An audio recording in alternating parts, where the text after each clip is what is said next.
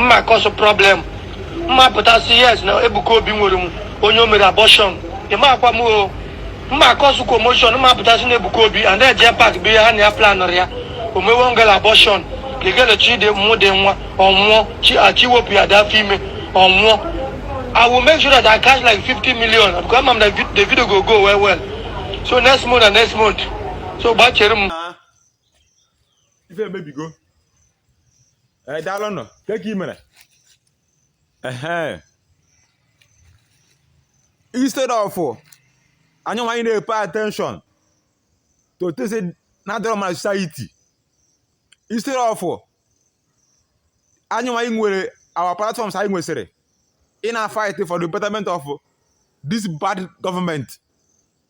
Away the energy, no different necessary.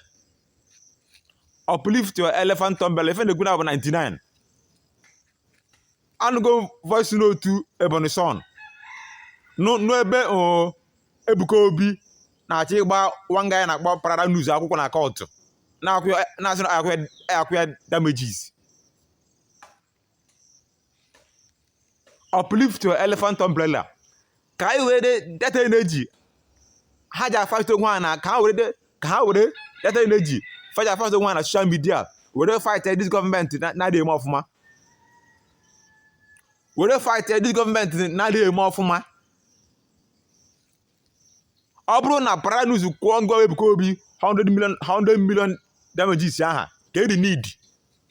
Mmadu be na church ge.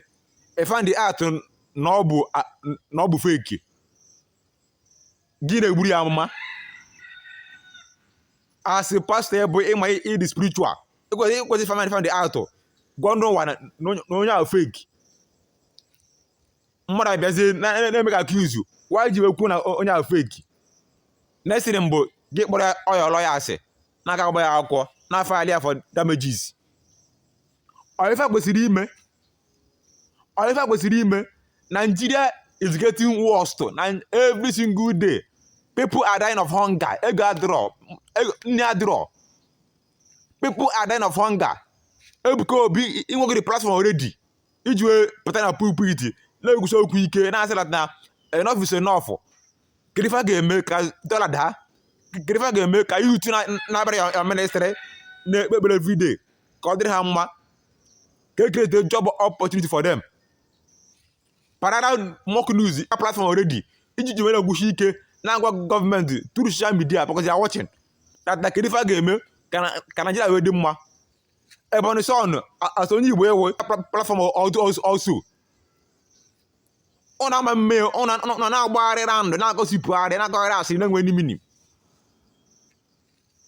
Or if I be ara or that can this nation go get them or that go oblige them. Dollar is getting to 1716. A single pure water is 15 naira. Ogambo about 5 naira. Can I 15 naira? On all those big platforms. Instead of use the name of them, on another use the cause confusion. Mogono internet, measure people. Find this pay attention to if this tribal government name. Any do open a family internet or get Nigeria. So instead of ono ijira ika hunumure. We say enough is enough to this nonsense. Nigeria na gossip are na go asere. Na baga ma the court. Na fight somebody. If I don't necessary. If I don't necessarily can't pay attention, yeah. Uplift your elephant umbrella. Even a good up 99. I'm packing a mug amangwagia. Because during this platform for the betterment of society, for the betterment of the youth. Brown their mouthpiece, brown their mouthpiece. Operate in a gossip party, na pay attention to something I don't necessary. Share this video. Dalono.